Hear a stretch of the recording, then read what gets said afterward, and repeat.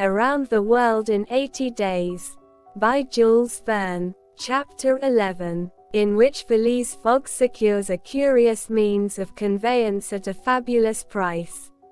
The train had started punctually. Among the passengers were a number of officers, government officials, and opium and indigo merchants, whose business called them to the eastern coast. Passepartout rode in the same carriage with his master, and a third passenger occupied a seat opposite to them. This was Sir Francis Cromarty, one of Mr. Fogg's whist partners on the Mongolia, now on his way to join his corps at Benares. Sir Francis was a tall, fair man of 50, who had greatly distinguished himself in the last Sepoy revolt.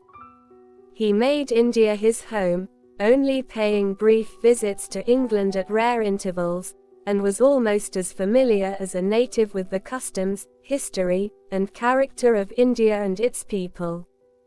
But Phileas Fogg, who was not traveling, but only describing a circumference, took no pains to inquire into these subjects. He was a solid body, traversing an orbit around the terrestrial globe, according to the laws of rational mechanics. He was at this moment calculating in his mind the number of hours spent since his departure from London, and, had it been in his nature to make a useless demonstration, would have rubbed his hands for satisfaction. Sir Francis Cromarty had observed the oddity of his travelling companion, although the only opportunity he had for studying him had been while he was dealing the cards, and between two rubbers, and questioned himself whether a human heart really beat beneath this cold exterior, and whether Phileas Fogg had any sense of the beauties of nature. The Brigadier General was free to mentally confess that, of all the eccentric persons he had ever met, none was comparable to this product of the exact sciences. Phileas Fogg had not concealed from Sir Francis his design of going round the world, nor the circumstances under which he set out, and the General only saw in the wager a useless eccentricity and a lack of sound common sense. In the way this strange gentleman was going on, he would leave the world without having done any good to himself or anybody else. An hour after leaving Bombay the train had passed the viaducts and the island of Salsette, and had got into the open country. At Kalyan they reached the junction of the branch line which descends towards southeastern India by Kandala and Pune, and, passing Powell, they entered the defiles of the mountains, with their basalt bases, and their summits crowned with thick and verdant forests. Phileas Fogg and Sir Francis Cromarty exchanged a few words from time to time, and now Sir Francis, reviving the conversation, observed, "Some years ago, Mr. Fogg, you would have met with a delay at this point which would probably have lost you your wager." "How so, Sir Francis?" "Because the railway stopped at the base of these mountains, which the passengers were obliged to cross in palanquins or on ponies to Kandala, on the other side. Such a delay would not have deranged my plans in the least," said Mr. Fogg. "I have constantly foreseen the likelihood of certain obstacles. But, Mr. Fogg," pursued Sir Francis, "you run the risk of having some difficulty about this worthy fellow's adventure at the pagoda." Passepartout, his feet comfortably wrapped in his traveling blanket, was sound asleep and did not dream that anybody was talking about him. "The government is very severe upon that kind of offense. It takes particular care that the religious customs of the Indians should be respected, and if your servant were caught—" "Very well, Sir Francis," replied Mr. Fogg. "If he had been caught he would have been condemned and punished, and then would have quietly returned to Europe. I don't see how this affair could have delayed his master." The conversation fell again. During the night the train left the mountains behind, and passed Nasik, and the next day proceeded over the flat, well-cultivated country of the Khandish, with its straggling villages, above which rose the minarets of the pagodas. This fertile territory is watered by numerous small rivers and limpid streams, mostly tributaries of the Godavari. Passepartout, on waking and looking out, could not realize that he was actually crossing India in a railway train. The locomotive, guided by an English engineer and fed with English coal, threw out its smoke upon cotton, coffee, nutmeg, clove, and pepper plantations, while the steam curled in spirals around groups of palm trees, in the midst of which were seen picturesque bungalows, viharas, sort of abandoned monasteries, and marvelous temples enriched by the exhaustless ornamentation of Indian architecture. Then they came upon vast tracts extending to the horizon, with jungles inhabited by snakes and tigers, which fled at the noise of the train, succeeded by forests penetrated by the railway, and still haunted by elephants which, with pensive eyes, gazed at the train as it passed. The travelers crossed, beyond Miligaum, the fatal country so often stained with blood by the sectaries of the goddess Kali. Not far off rose Ellora, with its graceful pagodas, and the famous Aurangabad, capital of the ferocious Aurangzeb, now the chief town of one of the detached provinces of the kingdom of the Nizam. It was thereabouts that Feringhi, the Thuggee chief, king of the Stranglers, held his sway. These ruffians, united by a secret bond, strangled victims of every age in honor of the goddess Death, without ever shedding blood. There was a period when this part of the country could scarcely be traveled over without corpses being found in every direction. The English government has succeeded in greatly diminishing these murders, though the Thuggees still exist, and pursue the exercise of their horrible rights. At 12:30 the train stopped at Berhampur, where Passepartout was able to purchase some Indian slippers, ornamented with false pearls, in which, with evident vanity, he proceeded to encase his feet. The travelers made a hasty breakfast and started off for Ashuraur, after skirting for a little the banks of the small river Tapti, which empties into the Gulf of Cambrai, near Surat. Passepartout was now plunged into absorbing reverie. Up to his arrival at Bombay, he had entertained hopes that their journey would end there, but, now that they were plainly whirling across India at full speed, a sudden change had come over the spirit of his dreams. His old vagabond nature returned to him, the fantastic ideas of his youth once more took possession of him.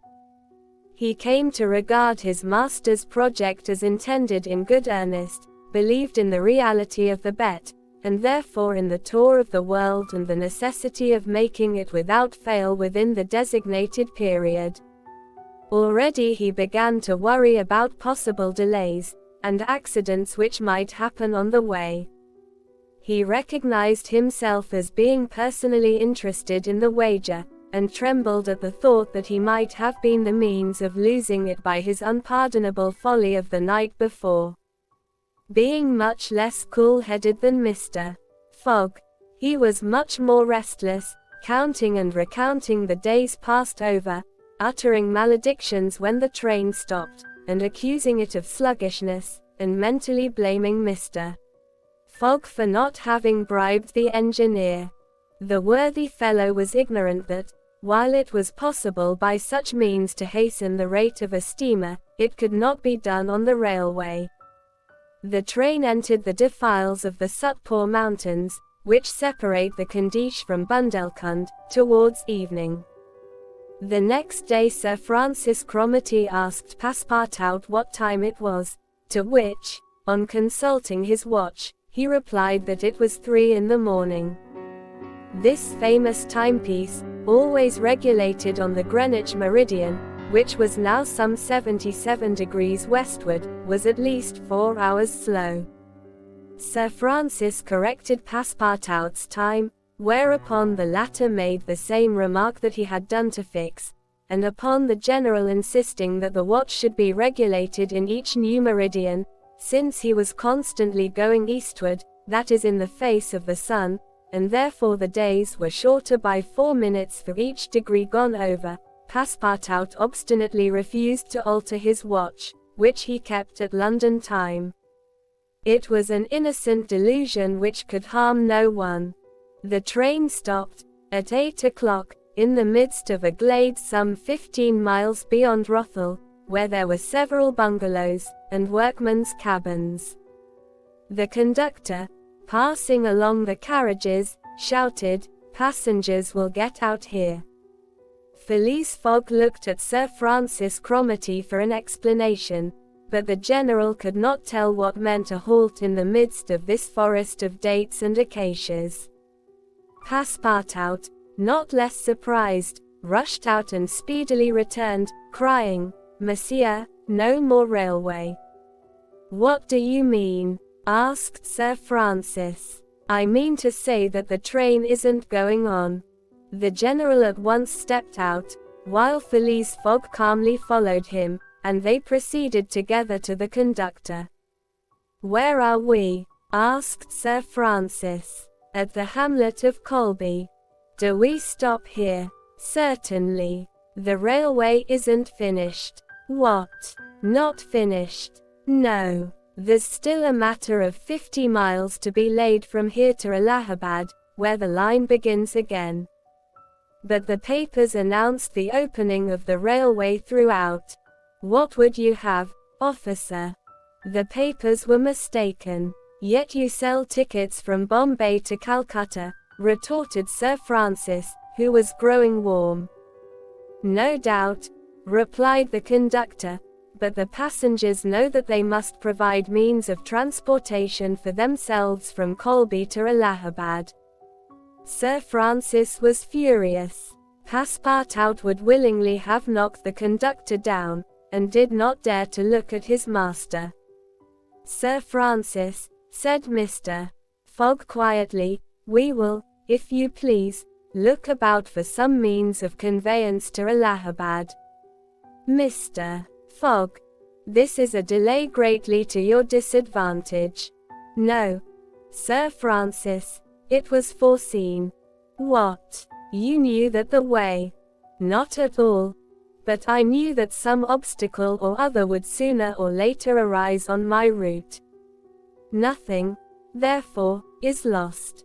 I have 2 days, which I have already gained, to sacrifice. A steamer leaves Calcutta for Hong Kong at noon, on the 25th. This is the 22nd, and we shall reach Calcutta in time." There was nothing to say to so confident a response. It was but too true that the railway came to a termination at this point. The papers were like some watches, which have a way of getting too fast, and had been premature in their announcement of the completion of the line.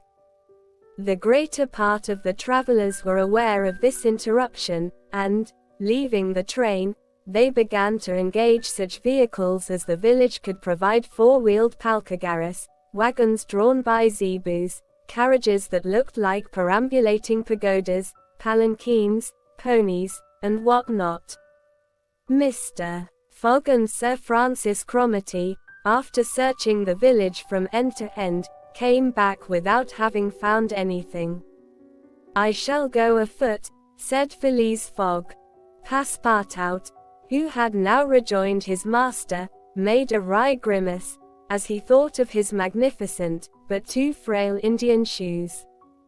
Happily he too had been looking about him, and, after a moment's hesitation, said, "Monsieur, I think I have found a means of conveyance." "What?" "An elephant. An elephant that belongs to an Indian who lives but 100 steps from here."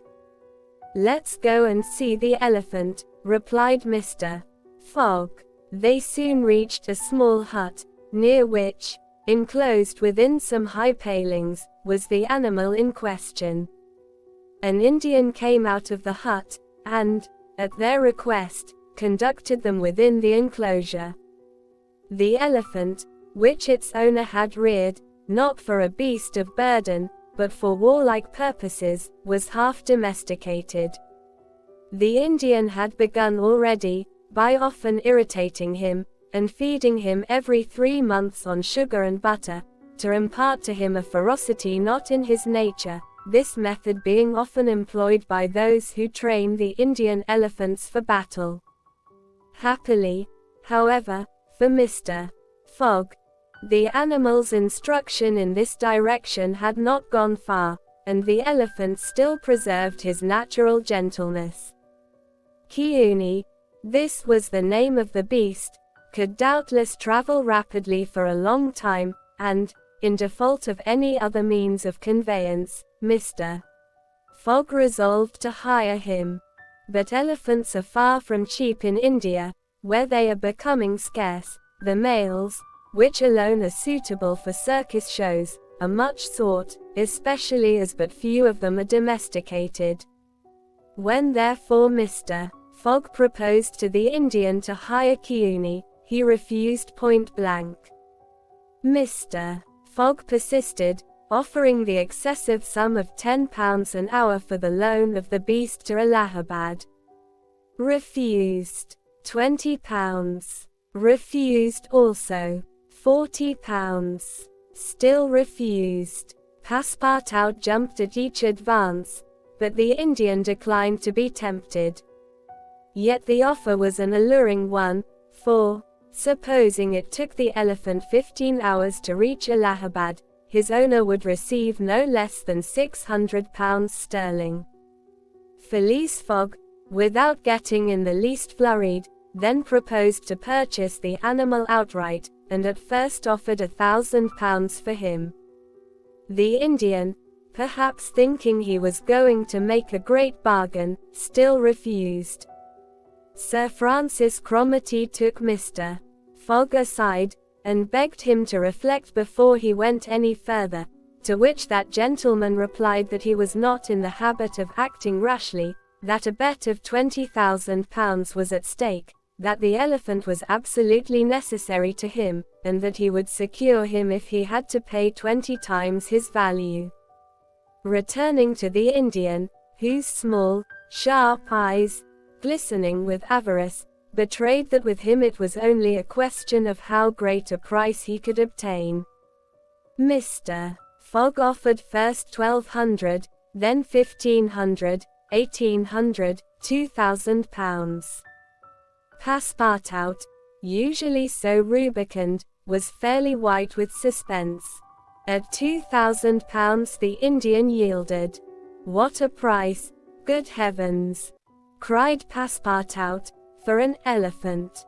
It only remained now to find a guide, which was comparatively easy. A young Parsee, with an intelligent face, offered his services, which Mr. Fogg accepted, promising so generous a reward as to materially stimulate his zeal. The elephant was led out and equipped. The Parsee, who was an accomplished elephant driver, covered his back with a sort of saddle-cloth, and attached to each of his flanks some curiously uncomfortable howdahs. Phileas Fogg paid the Indian with some banknotes which he extracted from the famous carpet-bag, a proceeding that seemed to deprive poor Passepartout of his vitals. Then he offered to carry Sir Francis to Allahabad, which the brigadier gratefully accepted, as one traveller the more would not be likely to fatigue the gigantic beast. Provisions were purchased at Colby, and, while Sir Francis and Mr. Fogg took the howdahs on either side, Passepartout got astride the saddle-cloth between them. The Parsee perched himself on the elephant's neck, and at 9 o'clock they set out from the village, the animal marching off through the dense forest of palms by the shortest cut.